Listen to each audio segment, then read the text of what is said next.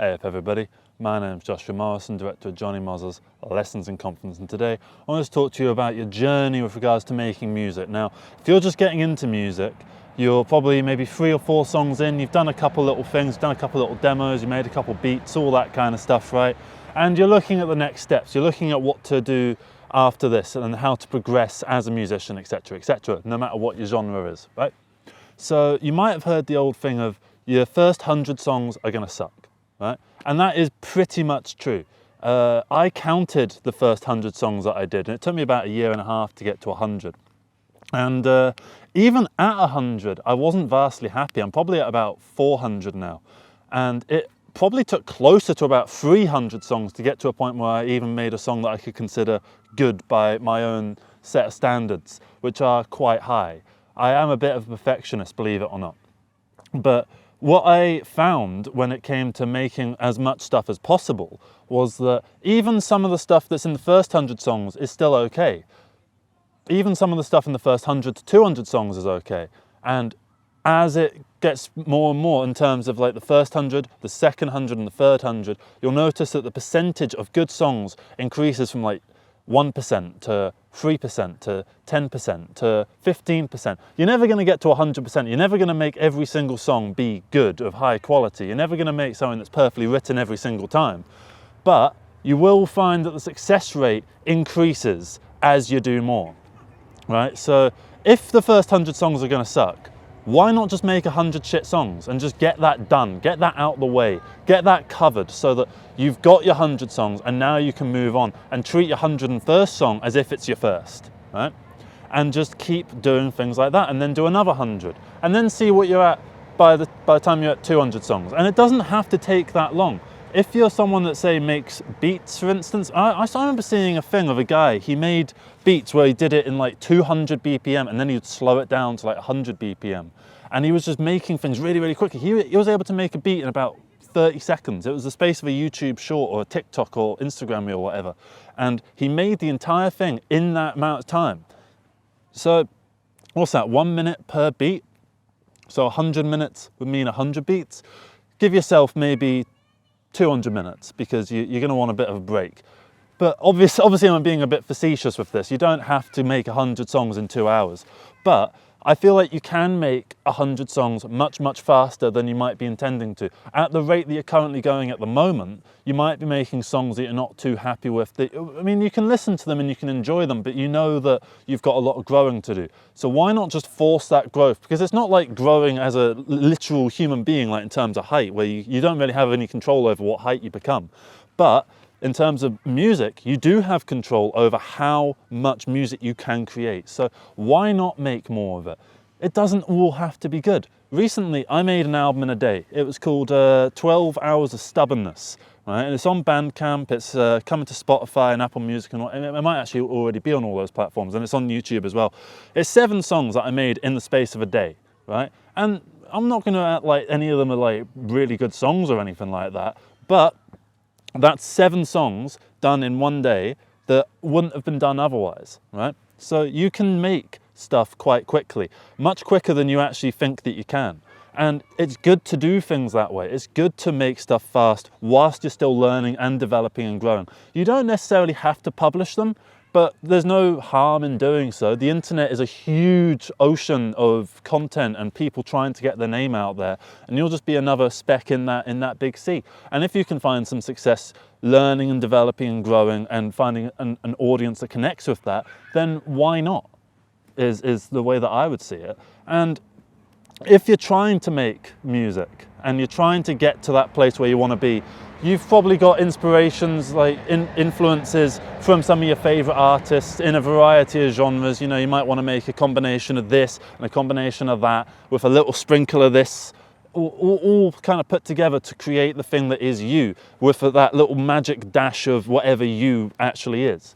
So why not just make as much of it as you can while you can, all right? Because if you're starting out, you have an outsider's perspective. Say if you're still learning a DAW, say if you haven't even progressed to a DAW yet and you're making stuff in Audacity, say if you barely know how to play your instrument, say if you barely know how to like mix and master and all this stuff, you can learn by doing. And I think a lot of people do learn by doing rather than learning by studying. It's much better to make your 100 songs and have them all be shit and then go and make your next 100 songs than it is to study all the music theory and study everything there is in the world and how to make everything properly and then spend 10 years crafting and perfecting these 100 songs. Because yeah, if you do all that, you will probably end up with 100 songs that are generally better quality than if you just shat them out with no experience and no knowledge or anything like that. But it doesn't mean that you can't just make your next 100 songs and your next 100 songs and your next 100 songs after that and just keep going like that. As I said, I'm on about song 400 probably at the moment, probably actually a fair bit higher, but I'm only counting songs that I actually released. I'm not counting the multiple takes of various songs. I'm not counting the random times that I just got like a guitar over a backing track. I'm not counting the 30 different covers of Noise Hallow Gallow that I did. I'm not counting any of that sort of stuff. So you could really expand that number much, much higher, as can you with whatever your projects are at the moment. You've got way more stuff than you actually think you do. If you look back through some of your old backlog and you look at some of the old project files that you got, and you'll probably find a couple songs that you just completely forgot about, that just, you listen to it and you're like, fucking hell, this is all right, this. Like, it's not, I'm not gonna act like it's brilliant. There's a reason I didn't release it, but not bad. Not bad at all. Yeah, keep doing that. And you can just keep going and keep making it. And that's really all I have to say. This is just an encouragement unto you to go forth and just make music. Just make something, because it's a lot easier than it looks. It's a lot easier to make 100 songs, and you can do it a lot more quickly than you might think. And once you get that 100 songs out of the way, then you will be in a better position to move forwards with your, not necessarily music career, but even if you're just treating it as a hobby like I am, you've got a much better position to go forwards with the songs that you're gonna make and with your artistic intention.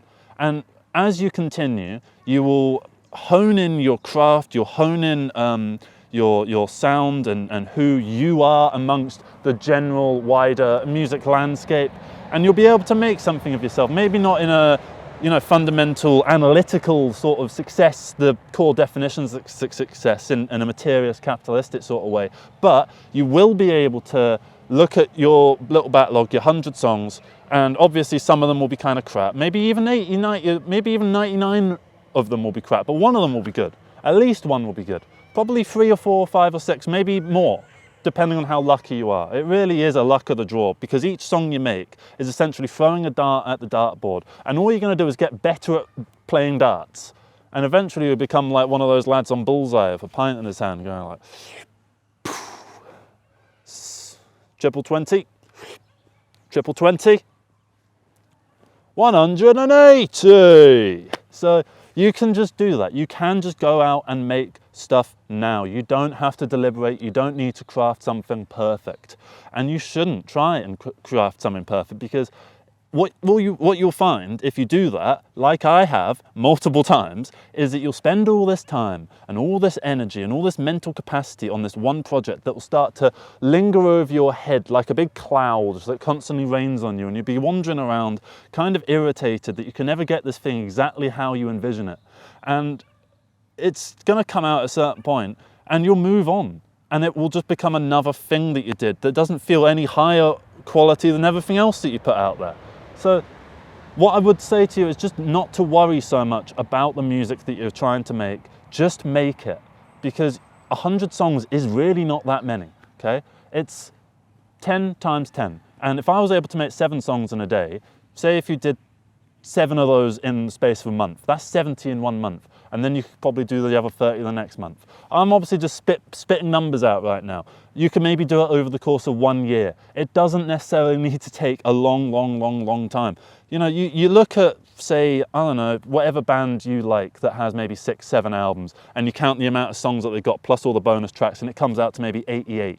You're not considering that with that band, all of those members of that band have got huge backlogs of stuff on hard drives somewhere out there, various demos, various like little nuggets of songs that never went anywhere because they kept throwing darts at the wall, and eventually they found success with a certain thing. And now they're restarting their 100 songs and doing the new 100 songs, and now they'll be amazing after they've hit 100 songs. So if you make 100 songs, maybe make 150 songs and then reset it, and then go back, reset your counter back to 0 songs, and then just make another 100, and then reset your counter. Because as you move through your music, I'm going to call it career, I just mean in terms of your skill and ability as a musician, as a player of an instrument, as a maker of beats. You will go through phases. You'll have some times when you're making heavier stuff, you'll have some time where you'll go through a big phase, maybe making lo-fi kind of stuff, or you have a phase where you do instrumentals, or a phase where you try and start singing and you realize you can't sing. You'll have all these different phases. You might have a phase where you get like maybe a keyboard or something for Christmas, and you just start spending all your time messing around with it, and you make loads of stuff out of that. You'll have phases, so make use of those phases and count it from 0 when you realize you're in a new phase, because you'll know inherently deep down, even if it's not obvious from the music, from an outsider's perspective, from your perspective, looking at your own work, you'll be able to see where one chapter ends and the next begins. And it's up to you to write that chapter, get it to a nice, cohesive sort of quality, get it done, and then close the book on that chapter, turn the page, and then begin again and again and again, and just keep trying that. And that's all you really need to do, is just keep trying, keep throwing the dart at the wall, keep being yourself, keep putting the true expressions of your own soul into your music. And whether it's you want to publish it, or you want to keep it private, or maybe you want to play open mics in your local area, or whatever, there can come no harm from making more stuff.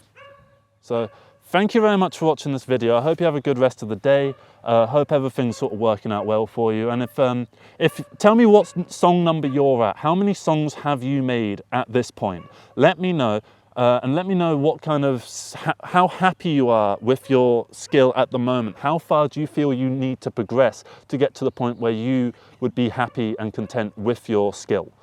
Because I mean, even once you get to that point, you'll still not be happy. Like the point that I'm at with regards to my music, if me from 3 years ago came and had a chat with me now, and I showed him a couple of my new songs that that 3 years away from him ever being able to make, he'd look at them and go, Jesus Christ, you're a bloody genius. And I'd be like, no, I'm not. And then similarly, if me from 3 years in the future came along and showed me a song that I'm going to make 3 years in the future, I'd look at him and go, fucking hell, man. You're a wizard.